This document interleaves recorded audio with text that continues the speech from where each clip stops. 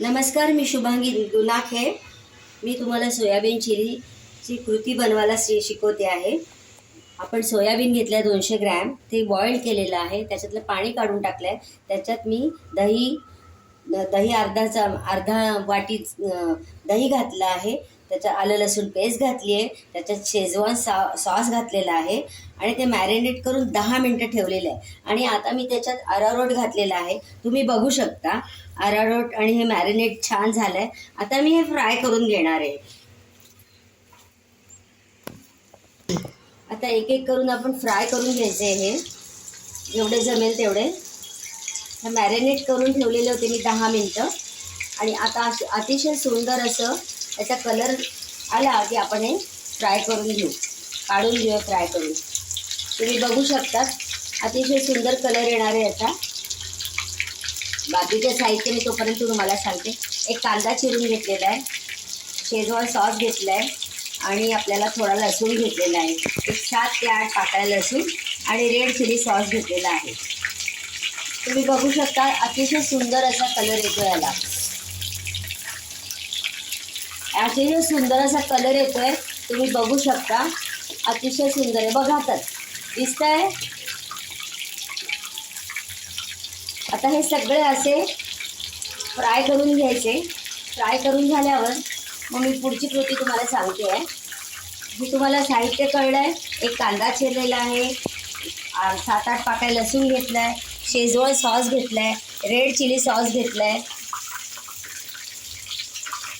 आणि आता हे फ्राय केलेले सोयाबीन्स आहेत. तुम्ही बघू शकता अतिशय सुंदर कलर आला कारण आपण त्याच्यात शेजवान सॉस टाकलेला आहे. ही कृती आणि हा पदार्थ तुमच्या मुलांना नक्की आवडेल. कढई तापत ठेवलेली होती. आता त्याच्यात 2 चमचे मी तेल टाकते.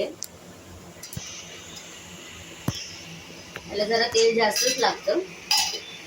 आता हे तापल्यानंतर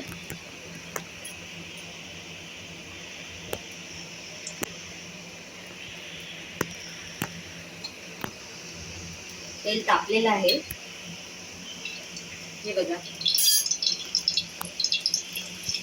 तेल तापले. आता त्याची 7-8 पाकळ्या लसूण बारीक चिरून टाकलेले आहेत. आपल्याला लाल करायचा नाहीये जास्त, जसं आपण फोडणीसाठी करतो तसा करायचा नाही. आता हा कांदा घालते थोडासा.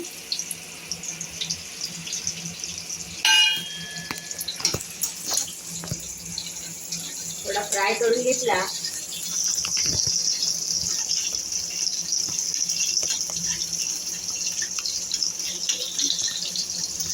तुम्ही बघू शकता फ्राय केलेला आहे. जास्त लाल करायचा नाही आपल्याला.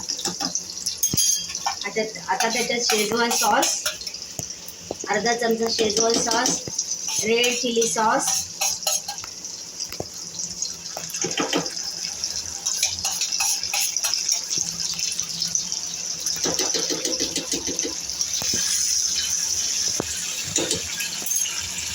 आणि सोया सॉस.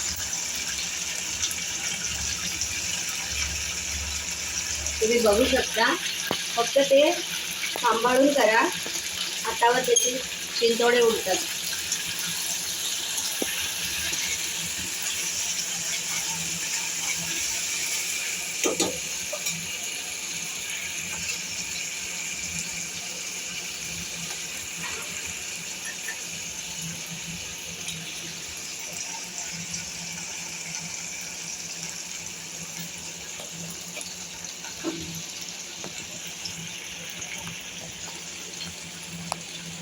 आपल्याला कॉर्नफ्लोअर टाकायचं आहे थोडंसं.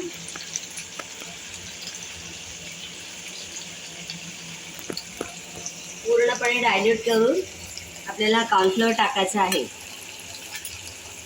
तुम्ही बघू शकता त्याचा कलर किती सुंदर आलेला आहे.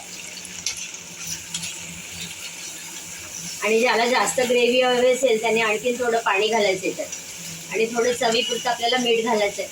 जास्त मीठ घालायची गरज नाही आहे कारण का आधी आपण मीठ घातलेलं आहे सोयाबीनमध्ये पण आणि सॉसेसमध्ये पण असतं. त्यामुळे अर्धा चमचा ते 5 चमचा तुमच्या याच्याप्रमाणे त्यात मीठ घाला.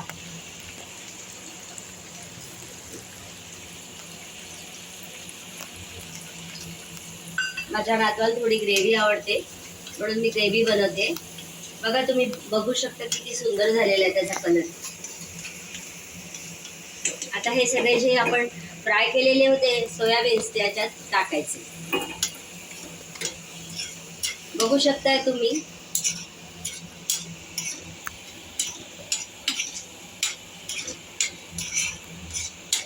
आता हे थोडंसं एक 5 ते 10 मिनिटं बंद करून त्याच्यावर झाकण ठेवूया.